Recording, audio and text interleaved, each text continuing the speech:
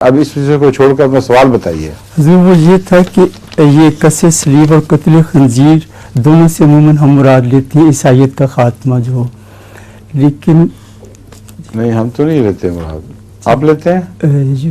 عموماً یہ ہوتا ہے کہ حضور جی میں تو نہیں کبھی لیا.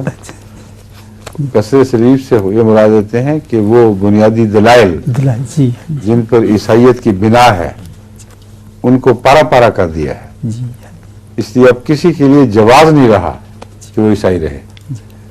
مگر عیسائیت کا خاتمہ تو نہیں ہو سکتا اس سے.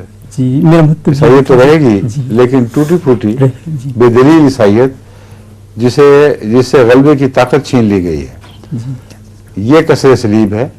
چنانچہ حضرت مسیح موعود علیہ السلام کے مقابل پر جو باہر سے پادری گئے ہیں، مثلا پادری لیفرائے بھی اور دوسرے بھی، جنہوں نے پہلے دعوے کیے تھے کہ ہم آنن فانن ہندوستان پر ایک سرے سے دوسرے سرے تک قبضہ کر لیں گے، انہوں نے بستر لپیٹنے شروع کیے اور واپسی شروع کی.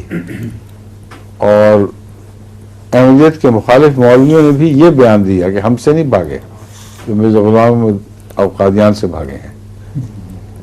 یہ ہے وہ ثبوت جو منہ بولتا ثبوت ہے کہ قصر صلیب ہوئی ہے.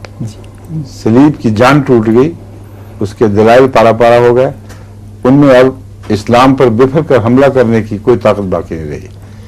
اور عیسائی تو ختم نہیں ہو سکتے، ناممکن ہے. اب تک کتنے ختم ہو گئے ہیں بتائیے؟ جتنے ختم ہو رہے ہیں اس سے زیادہ تو وہ مسلمانوں سے لے رہے ہیں، عیسائی بنا رہے ہیں. انڈونیشیا میں دیکھیں کیا حال ہو رہا ہے.